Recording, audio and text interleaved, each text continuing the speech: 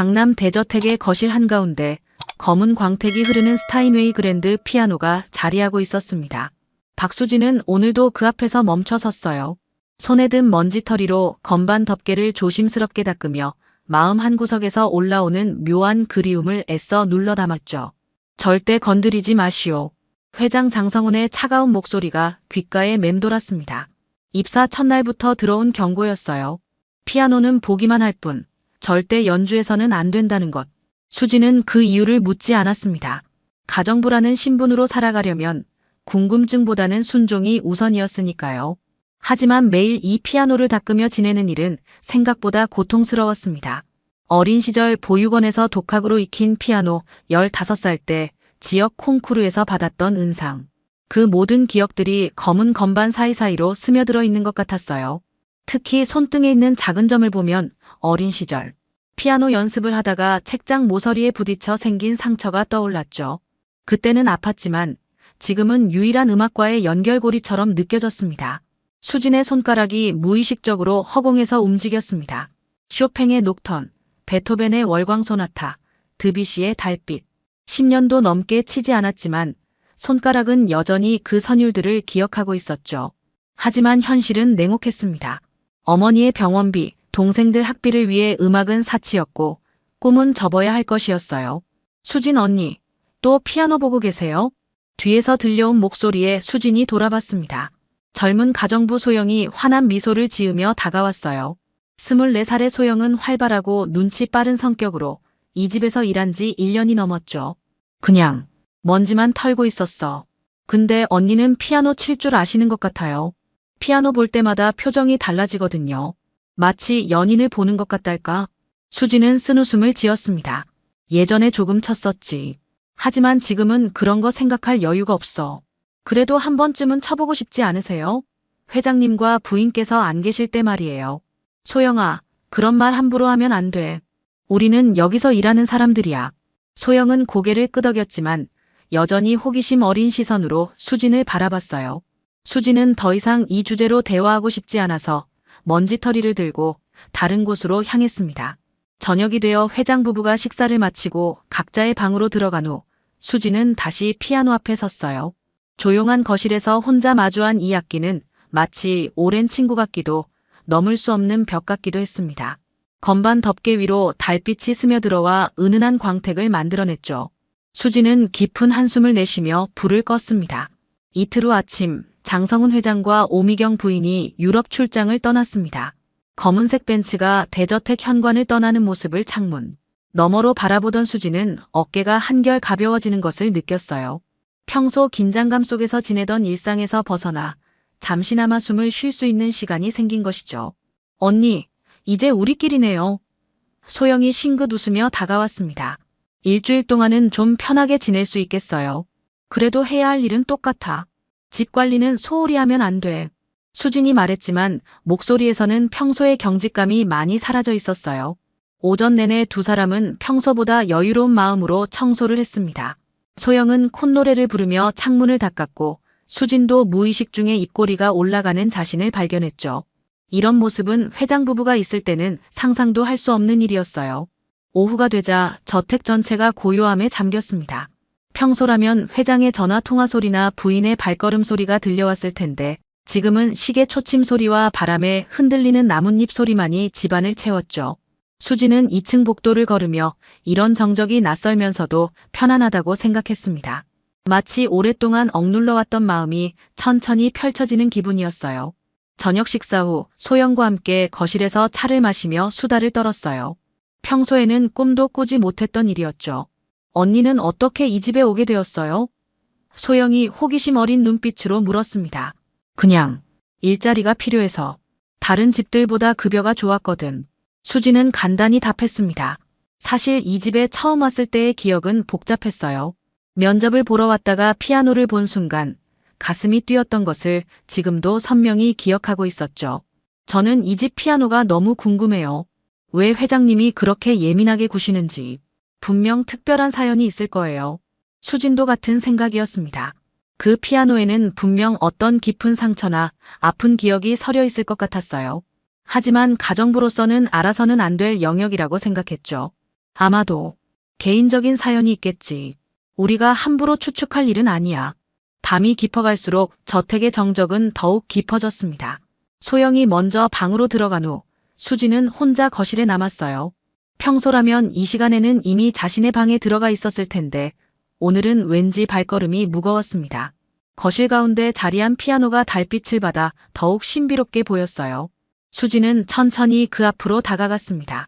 회장 부부가 없는 지금 이 집에서 유일하게 금지된 것에 마주선 기분이었죠. 오늘만큼은 수진이 작은 목소리로 혼잣말을 했습니다. 손이 떨렸어요. 10년 만에 피아노 앞에 제대로 앉게 된 것이었죠. 건반 덮개에 손을 올렸을 때 마음이 두근거렸습니다. 이런 행동이 옳지 않다는 것을 알면서도 억눌러왔던 갈망이 더 크게 밀려왔어요. 천천히 덮개를 열었습니다. 하얀 건반과 검은 건반이 규칙적으로 배열된 모습을 보자 어린 시절의 기억들이 쏟아져 나왔어요. 보육원 지하에 있던 낡은 업라이트 피아노 몰래 내려가서 연습했던 밤들, 콩쿠르 무대에서 느꼈던 떨림과 환희, 수진의 손가락이 조심스럽게 건반에 닿자 베토벤의 월광 소나타 첫 음이 조용히 울려 퍼졌습니다. 10년 만에 터치하는 건반의 감촉은 여전히 익숙했고 마치 시간이 멈춘 듯한 착각을 불러일으켰어요. 하나하나가 가슴 깊숙한 곳에서 올라오는 그리움과 만나면서 수진의 눈가에 눈물이 맺혔습니다. 처음에는 어색했던 손가락의 움직임이 점차 자연스러워졌어요. 기억 속에 잠들어 있던 선율들이 되살아나면서 수진은 자신도 모르게 연주에 완전히 몰입되었습니다. 보육원에서 몰래 연습했던 그 시절의 간절함이 다시 온몸을 감쌌죠. 하지만 그 순간 인천공항에서는 예상치 못한 일이 벌어지고 있었습니다. 장성훈 회장이 탑승하려던 비행기가 유럽 현지의 기상 악화로 인해 연기된 것이었어요. 공항 직원의 안내에 따르면 최소 6시간은 기다려야 한다는 소식이었습니다. 이런 일이 장성훈이 짜증스럽게 중얼거렸습니다. 완벽주의자인 그에게 예정에 없던 변수는 참을 수 없는 일이었죠. 결국 그는 집으로 돌아가기로 결정했습니다. 여보, 저는 호텔에서 기다릴게요. 굳이 왕복할 필요 없잖아요. 오미경 부인이 말했지만 장성훈은 이미 마음을 정한 후였어요. 아니요. 집에 가서 서류나 좀 더 챙겨오겠소. 1시간 후 장성훈의 차가 조용히 대저택 앞에 도착했습니다. 운전기사에게 기다리라고 한 후 그는 현관문을 열고 들어섰어요. 평소보다 조용한 집안 분위기에 만족하며 2층 서재로 향했습니다. 그런데 서재 문을 열려는 순간 아래층에서 들려오는 소리에 발걸음이 멈췄어요. 피아노 소리였습니다. 그것도 월광 소나타의 깊고 애절한 선율이었죠. 누가 감히. 장성훈의 얼굴이 순식간에 굳어졌습니다. 그 피아노는 절대 누구도 건드려서는 안 되는 것이었어요. 딸과의 마지막 추억이 담긴 그에게는 성역과도 같은 존재였죠. 분노에 찬 표정으로 계단을 내려가던 장성훈은 거실에 도착해서 충격적인 광경을 목격했습니다. 가정부 수진이 피아노 앞에 앉아 완전히 몰입한 채 연주하고 있었던 것이에요. 그런데 이상했습니다. 화를 내려던 마음이 갑자기 복잡해졌어요.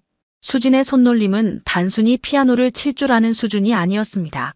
전문적이고 깊이 있는 연주였어요. 더욱 놀라운 것은 그 표정이었죠. 눈을 감고 연주하는 수진의 얼굴에서 묘한 기시감이 느껴졌습니다. 장성훈은 숨을 죽이고 지켜봤어요. 수진의 옆모습, 피아노를 치는 자세, 그리고 음악에 완전히 빠져든 표정까지. 모든 것이 오래전 잃어버린 딸의 모습과 겹쳐 보였습니다. 연주가 끝나자 수진이 천천히 눈을 떴어요. 그리고 뒤에서 누군가 지켜보고 있다는 것을 느끼고 돌아봤습니다. 회장님. 수진이 깜짝 놀라며 벌떡 일어났어요. 얼굴이 창백해지면서 온몸이 떨렸습니다. 당장 나가시오. 장성훈이 차가운 목소리로 외쳤습니다. 하지만 그의 눈빛은 단순한 분노가 아니었어요. 혼란과 당황, 그리고 설명할 수 없는 감정들이 뒤섞여 있었죠. 죄송합니다. 정말 죄송합니다. 수진이 고개를 숙이며 사과했지만 장성훈은 여전히 그의 얼굴을 응시하고 있었습니다. 뭔가 낯익은 느낌. 하지만 확신할 수는 없었어요. 단지 가슴 한편이 이상하게 요동치고 있을 뿐이었습니다. 내일 아침까지 짐을 싸서 나가시오. 장성훈의 목소리는 차갑고 단호했습니다. 하지만 그의 눈은 여전히 수진의 얼굴을 떠나지 못하고 있었어요. 수진은 고개를 푹 숙인 채 떨리는 목소리로 대답했습니다. 네, 알겠습니다. 그런데 장성훈이 말을 멈췄어요. 어디서 피아노를 배웠소? 예상치 못한 질문에 수진이 고개를 들었습니다. 장성훈의 표정에서 분노보다는 복잡한 감정이 익혔죠. 보육원에서 독학으로 익혔습니다. 수진의 목소리가 작게 떨렸어요. 보육원. 장성훈의 눈빛이 순간 흔들렸습니다. 네. 어릴 때부터 보육원에서 자랐습니다. 지하에 오래된 피아노가 하나 있었는데 밤마다 몰래 내려가서 연습했어요. 장성훈의 가슴이 두근거리기 시작했습니다. 34년 전 교통사고로 잃어버린 딸. 당시 4살이었던 그 아이도 지금쯤이면 이 나이가 되어 있을 것이었어요. 언제부터 보육원에 있었소? 장성훈이 조심스럽게 물었습니다. 4살 때부터요. 정확한 기억은 없지만 그때부터 계속. 수진이 답하는 동안 장성훈의 얼굴은 점점 창백해졌어요. 부모님은? 모릅니다. 사고 후유증으로 기억을 잃었다고 들었어요. 이름도 보육원에서 지어준 거예요. 장성훈의 숨이 가빠졌습니다. 너무나 일치하는 상황들이었어요. 하지만 아직 확신할 수는 없었습니다. 수많은 아이들이 비슷한 처지에 놓여 있을 테니까요. 손등을 보여주시오. 장성훈이 갑작스럽게 말했습니다. 네. 수진이 당황스러워했어요. 손등 말이오. 수진이 떨리는 손을 내밀었습니다. 장성훈의 시선이 그의 오른손 손등에 고정되었어요. 그곳에는 작은 점 같은 흉터가 있었습니다. 이 상처는 어떻게 생긴 거요? 장성훈의 목소리가 더욱 떨렸어요. 어릴 때 피아노 연습하다가 책장에 부딪혀서. 정확히는 기억나지 않지만 보육원 선생님이 그렇게 말씀하셨어요. 장성훈이 뒤로 휘청거렸습니다. 그의 딸도 똑같은 자리에 똑같은 흉터가 있었어요. 집에서 피아노 연습을 하다가 넘어지면서 생긴 상처였죠. 회장님, 괜찮으세요? 수진이 걱정스러운 표정으로 다가서려 했지만 장성훈은 손짓으로 막았습니다. 아무 말하지 마시오. 그냥 내일까지 기다리시오. 장성훈이 힘겹게 말하며 서재로 향했어요. 서재에 도착한 장성훈은 책상 서랍 깊숙한 곳에서 낡은 사진첩을 꺼냈습니다. 34년간 한 번도 펼치지 못했던 그 앨범의 첫 페이지에는 4살 된 딸의 사진이 있었어요. 작은 피아노 앞에 앉아 환하게 웃고 있는 모습이었죠. 사진 속 아이의 얼굴과 방금 전 본 수진의 얼굴이 계속 겹쳐 보였습니다. 특히 피아노를 칠 때의 표정, 그 몰입하는 모습은 너무나 닮아 있었어요. 딸의 이름은 장수진이었습니다. 사고 후 아이를 찾지 못했을 때 혹시라도 모르는 사람들이 그 이름을 그대로 사용했을 가능성도 있었죠. 장성훈은 떨리는 손으로 휴대폰을 꺼냈습니다. 개인 병원의 원장에게 전화를 걸어야 했어요. DNA 검사를 위해서였죠. 원장님, 저 장성훈입니다. 급한 부탁이 있는데 극비리에 진행해야 할 검사가 있습니다. 통화를 마친 후 장성훈은 사진을 다시 보았습니다. 만약 정말 수진이 자신의 딸이라면 34년간 가정부로 부려왔던 그 사람이 자신의 핏줄이라면 상상만으로도 가슴이 찢어지는 것 같았어요. 한편 수진은 자신의 방에서 짐을 정리하며 혼란스러워했습니다. 회장의 이상한 질문들, 그리고 마지막에 보였던 충격적인 표정. 무엇인가 심상치 않은 일이 벌어지고 있다는 것을 직감했어요. 다음 날 아침, 오미경 부인이 예정보다 하루 일찍 귀국했습니다. 남편이 갑작스럽게 출장을 취소하고 이상한 행동을 보인다는 소식을 들었기 때문이었어요. 공항에서 곧바로 집으로 향한 미경은 현관에 들어서자마자 평소와 다른 분위기를 감지했습니다. 여보, 무슨 일이에요? 미경이 서재에서 나오지 않는 남편을 찾아갔어요. 장성훈은 책상에 앉아 무언가 깊은 생각에 잠겨 있었습니다. 아, 당신이 벌써 왔군요. 수진 씨가 짐을 싸고 있던데 무슨 일이 있었나요? 그냥 규칙을 어겨서 해고하기로 했소. 장성훈의 대답은 어딘가 어색했어요. 미경은 남편의 표정에서 뭔가 숨기고 있다는 것을 직감했습니다. 30년 넘게 부부로 산 경험으로 그가 이렇게 불안해하는 모습은 처음 보는 것이었어요. 정말 그게 다예요? 표정이 심상치 않은데. 별일 아니니 신경 쓰지 마시오. 장성훈이 시선을 피하며 말했습니다. 미경은 더 이상 묻지 않고 서재를 나왔지만 마음이 편하지 않았어요. 거실로 내려가다가 수진과 마주쳤습니다. 수진 씨, 잠깐만요. 네, 부인. 미경은 수진의 얼굴을 유심히 바라봤어요. 평소에는 별다른 관심을 두지 않았던 가정부였지만 오늘은 왠지 다르게 보였습니다. 특히 그 눈매와 코끝의 모습이 묘하게 낯익었어요. 언제부터 여기서 일했죠? 3년 전부터입니다. 가족은 어디 계세요? 가족은 없습니다. 어릴 때부터 보육원에서 자랐어요. 그 순간 미경의 가슴이 두근거렸습니다. 보육원이라는 단어가 오랫동안 묻어두었던 기억을 건드린 것이었어요. 잃어버린 딸을 찾기 위해 수많은 보육원을 찾아다녔던 그 시절이 떠올랐습니다. 혹시 몇 살이에요? 38살입니다. 미경의 숨이 가빠졌어요. 딸을 잃어버린 것이 34년 전이니 지금 딸이 살아있다면 정확히 그 나이였습니다. 어느 보육원에서 자랐나요? 성심보육원이라는 곳이었는데 지금은 없어졌어요. 미경이 뒤로 물러섰습니다. 성심보육원. 딸을 찾아다니던 중에 들렀던 곳 중 하나였어요. 하지만 당시에는 아무런 단서를 찾지 못했었죠. 부인, 괜찮으세요? 수진이 걱정스럽게 물었습니다. 아, 네. 괜찮아요. 그럼 이만. 미경은 급히 자리를 떠났지만 마음은 더욱 복잡해졌어요. 혹시라는 생각이 머릿속을 떠나지 않았습니다. 그날 오후 미경은 소영을 조용히 불렀어요. 소영 씨, 부탁이 하나 있어요. 네, 부인. 말씀하세요. 수진 씨에 대해 좀 더 자세히 알아볼 수 있을까요? 과거 이야기 같은 것 말이에요. 소영은 눈을 동그랗게 떴습니다. 혹시 무슨 문제라도 있나요? 아니에요. 그냥 개인적인 호기심이에요. 비밀로 해주세요. 소영은 고개를 끄덕였지만 부인의 진짜 의도를 궁금해했어요. 평소 가정부들에게 별 관심이 없던 부인이 갑자기 이런 부탁을 하다니 이상했습니다. 저녁 무렵 소영은 수진과 함께 차를 마시며 자연스럽게 대화를 이끌어갔어요. 언니, 어릴 때 기억나는 거 있어요? 별로 없어. 사고 후유증으로 기억을 많이 잃었거든. 그래도 뭔가 남아있는 것들이 있을 텐데요. 수진은 잠시 생각에 잠겼습니다. 피아노 소리는 기억나. 누군가 연주하는 소리를 들었던 것 같아. 그리고 따뜻한 손길도. 부모님 손길일까요? 모르겠어. 너무 어렸으니까. 소영은 이 대화를 부인에게 전해야 한다고 생각했어요. 하지만 동시에 수진 언니에게 미안한 마음도 들었습니다. 그날 밤 미경은 남편 몰래 컴퓨터를 켰어요. 성심보육원에 대한 자료를 찾아보기 시작했습니다. 인터넷에서 찾은 정보는 많지 않았지만 당시 그곳에 있었던 아이들의 명단이 일부 남아있다는 것을 알게 되었어요. 한편 장성우는 병원에서 연락을 기다리고 있었습니다. DNA 검사 결과가 나오려면 며칠 더 걸린다고 했지만 하루하루가 무척 길게 느껴졌어요. DNA 검사 결과를 기다리는 일주일은 장성훈에게 평생 가장 긴 시간이었습니다. 평소 냉정하고 결단력 있던 그가 수진 앞에서는 어쩔 줄 몰라 했어요. 해고 명령을 내렸지만 차마 내보낼 수도 없었고 그렇다고 평소처럼 대할 수도 없었습니다. 수진 씨, 일주일만 더 기다려 주시오. 장성훈이 조심스럽게 말했어요. 급하게 나가지 마시고. 수진은 당황스러웠습니다. 회장님, 무슨 일인지 말씀해 주세요. 이렇게 애매한 상황이 더 힘들어요. 지금은 말할 수 없소. 조금만 참아주시오. 장성훈의 복잡한 심정을 알 리 없던 수진은 그저 혼란스러울 뿐이었어요. 해고라고 했다가 기다리라고 하고 평소보다 훨씬 조심스럽게 대하는 회장의 모습이 이해되지 않았습니다.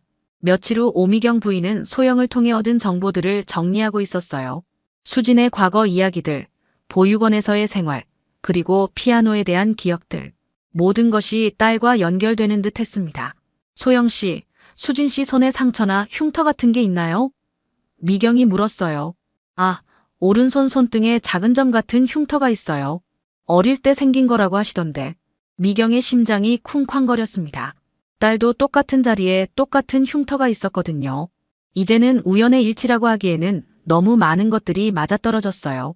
그날 밤 미경은 남편에게 조심스럽게 말을 꺼냈습니다. 여보, 혹시 수진 씨 때문에 이상하게 행동하는 거예요? 장성훈이 깜짝 놀라며 부인을 바라봤어요. 왜 그런 말을? 저도 같은 생각을 하고 있었거든요. 수진 씨가 혹시 당신도? 장성훈의 목소리가 떨렸습니다. 부부는 서로를 바라보며 같은 생각을 하고 있다는 것을 확인했어요. 하지만 확실하지 않은 상황에서 섣불리 희망을 가질 수는 없었습니다. 검사를 해봤소. 장성훈이 조용히 말했어요. 정말요? 결과는 언제 나와요? 내일 모레쯤. 그 후 이틀 동안 집안 분위기는 더욱 이상해졌습니다. 장성훈과 미경은 수진을 대할 때마다 조심스러웠고 수진은 그런 분위기에 불편해했어요. 언니, 요즘 회장님과 부인이 이상하지 않아요? 소영이 수진에게 말했어요. 나도 그렇게 생각해. 뭔가 숨기고 있는 것 같아. 혹시 언니에 대해 조사하고 있는 건 아닐까요? 조사? 수진이 놀랐어요. 부인이 언니 과거에 대해 자꾸 물어보시거든요. 어디서 자랐는지, 가족은 어떻게 되는지. 수진의 표정이 어두워졌습니다. 설마 내가 뭔가 나쁜 일을 했다고 생각하시는 건가? 아니에요. 그런 느낌은 아니었어요. 오히려 걱정스러운 표정이었달까요? 한편 장성우는 병원에서 온 전화를 받았습니다. 검사 결과가 나왔다는 연락이었어요. 원장님, 결과가 어떻게 나왔습니까? 내일 오전에 직접 오시면 자세히 설명해 드리겠습니다. 전화로는 간단하게라도 알려주시오. 잠시 침묵이 흐른 후 원장의 목소리가 들렸습니다. 놀라실 준비를 하고 오세요. 전화를 끊은 장성우는 온몸이 떨렸어요. 원장의 말투로 봐서는 긍정적인 결과의 가능성이 높았습니다. 하지만 동시에 두려웠어요.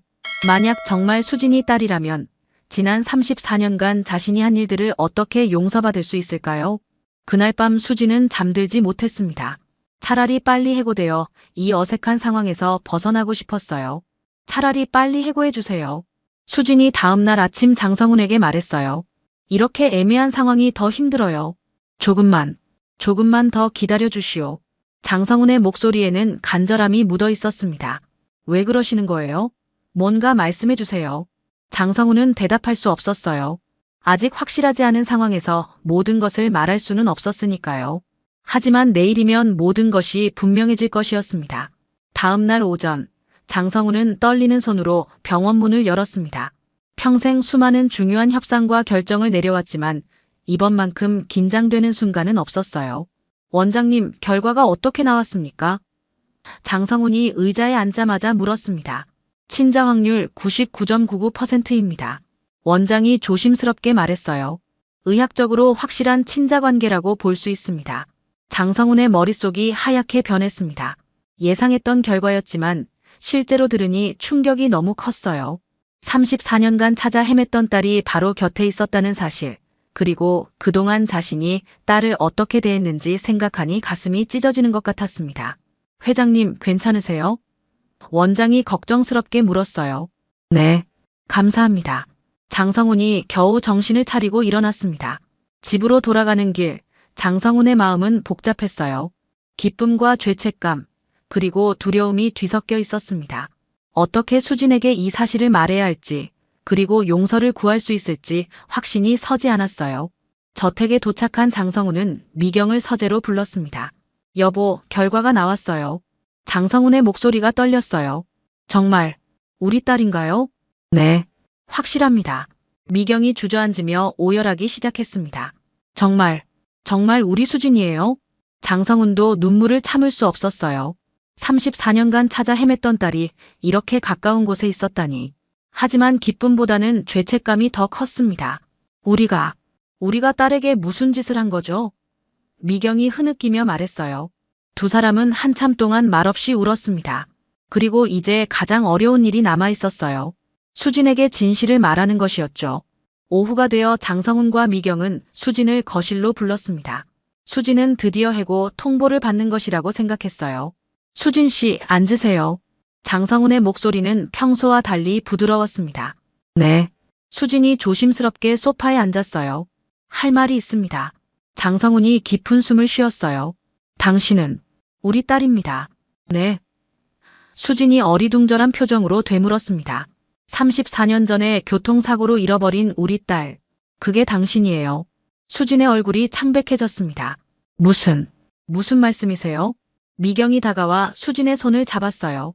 DNA 검사 결과가 나왔어요. 확실해요. 아니에요. 수진이 벌떡 일어나며 소리쳤습니다. 그럴 리 없어요. 저는 버려진 아이였어요. 부모가 저를 버린 거라고 들었다고요. 아니에요, 수진아. 미경이 눈물을 흘리며 말했어요.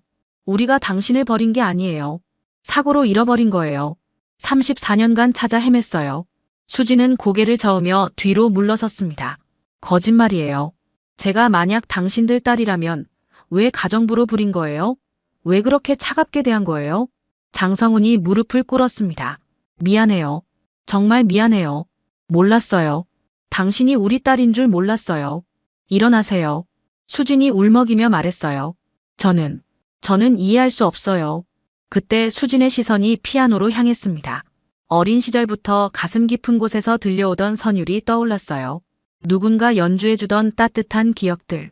혹시 수진이 떨리는 목소리로 말했어요. 어릴 때 누가 피아노를 쳐주었나요? 네. 장성훈이 고개를 끄덕였어요. 매일 밤 잠들기 전에 엘리제를 위하여를 쳐줬어요. 수진이 피아노 앞으로 걸어갔습니다. 그리고 천천히 앉아서 그 곡을 연주하기 시작했어요. 연주하는 동안 어린 시절의 기억들이 조각조각 되살아났습니다. 따뜻한 품, 다정한 목소리, 그리고 사랑스러운 손길들. 아빠, 엄마. 수진이 연주를 멈추고 돌아봤어요. 눈에는 눈물이 가득했습니다. 세 사람은 서로를 안으며 34년 만의 재회를 확인했습니다. 길고 아픈 시간이었지만 마침내 가족이 다시 만날 수 있었어요. 그날 밤 장성훈과 미경은 수진의 방을 2층으로 옮겨주었습니다. 더 이상 가정부가 아니라 딸로서 마땅히 가져야 할 자리였어요. 수진은 아직도 모든 것이 꿈만 같았지만 서서히 현실을 받아들이기 시작했습니다. 수진아, 내가 좋아했던 인형이 아직 남아있어. 미경이 오래된 상자를 가져왔어요. 그 안에는 34년 전 수진이 가지고 놀던 작은 곰 인형이 들어있었습니다. 수진이 인형을 안자 어렴풋한 기억이 떠올랐어요. 이거 곰돌이 맞죠? 그래, 내가 그렇게 불렀었어. 장성훈의 목소리에 감격이 담겨 있었습니다. 다음 날부터 수진의 일상은 완전히 바뀌었어요. 가정부 유니폼 대신 편안한 옷을 입고 식사도 회장 부부와 함께 식탁에서 했습니다. 처음에는 어색했지만 점차 자연스러워져 갔죠. 수진 언니, 정말 대단해요. 소영이 눈을 반짝이며 말했어요. 이런 일이 정말 있을 줄이야. 나도 아직 믿어지지 않아. 수진이 웃으며 답했습니다. 그런데 소영아, 내가 부인께 내 이야기를 전해준 덕분에 더 빨리 알 수 있었던 것 같아. 고마워. 소영은 처음에는 미안해했지만 결과적으로 좋은 일이 되어서 다행이라고 생각했어요. 일주일 후 장성훈은 수진을 정식으로 호적에 올리는 절차를 밟았습니다. 법적으로도 완전한 가족이 되는 것이었죠. 또한 그동안 수진이 힘들게 살아온 것에 대한 보상으로 상당한 재산도 증여했어요. 아빠, 이렇게까지 하실 필요는 없어요. 수진이 사양했지만 장성훈의 마음은 확고했습니다. 34년간 못해준 것들을 조금이라도 보상하고 싶어요. 그리고 이제부터는 내 딸답게 살아야죠. 수진은 어머니 미경과도 점점 가까워졌어요. 미경은 수진에게 요리를 가르쳐주고 쇼핑도 함께 다니며 딸과의 시간을 소중히 여겼습니다. 엄마, 제가 피아노를 다시 배우고 싶어요. 수진이 어느 날 말했어요. 물론이지. 내가 원하는 모든 것을 할 수 있어. 미경이 기뻐하며 답했습니다. 장성훈은 수진을 위해 최고의 피아노 선생님을 모셔왔어요. 수진의 실력은 놀라울 정도로 빠르게 발전했습니다. 어린 시절의 재능이 여전히 살아있었던 것이죠. 한 달 후 수진은 처음으로 가족들 앞에서 정식 연주회를 열었어요. 거실 피아노 앞에 앉은 수진의 모습은 더 이상 몰래 치던 예전과는 달랐습니다. 당당하고 자신감에 찬 모습이었죠. 오늘은 아빠가 어릴 때 들려주셨던 엘리제를 위하여를 연주하겠어요. 수진이 미소를 지으며 말했습니다. 아름다운 선율이 거실에 울려 퍼졌어요. 장성훈과 미경은 눈물을 참지 못했습니다. 소영도 감동받아 박수를 쳤죠. 연주가 끝나자 장성훈이 일어나 박수를 쳤어요. 정말 훌륭해요, 우리 딸. 이제 더 이상 몰래 칠 필요가 없구나. 수진이 건반을 쓰다듬으며 말했습니다. 그날 저녁 가족 사진을 찍었어요. 장성훈, 미경, 수진, 그리고 소영까지. 이제는 모두가 진짜 가족이 된 기분이었습니다. 34년 만에 이 집의 빈자리가 드디어 채워졌네요. 장성훈이 감회에 젖은 목소리로 말했어요. 앞으로는 절대 떨어지지 말아요. 수진이 부모님의 손을 꼭 잡으며 말했습니다. 그럼요. 이제는 영원히 함께해요. 미경이 딸을 끌어안으며 답했습니다. 저택에 다시 웃음소리가 돌아왔어요. 오래도록 침묵했던 피아노도 매일 아름다운 선율을 들려주었습니다. 수진은 더 이상 남의 집 가정부가 아니라 이 집의 진짜 딸이 되었어요. 마지막 장면에서 수진은 거실 피아노 앞에서 당당하게 연주하고 있었습니다. 몰래 숨어서 치던 과거와는 완전히 다른 자부심과 당당함으로 가득한 연주였어요. 진정한 집, 진정한 가족을 되찾은 수진의 새로운 인생이 시작된 것이었습니다. 시작된 것이었습니다. 시작된 것이었습니다.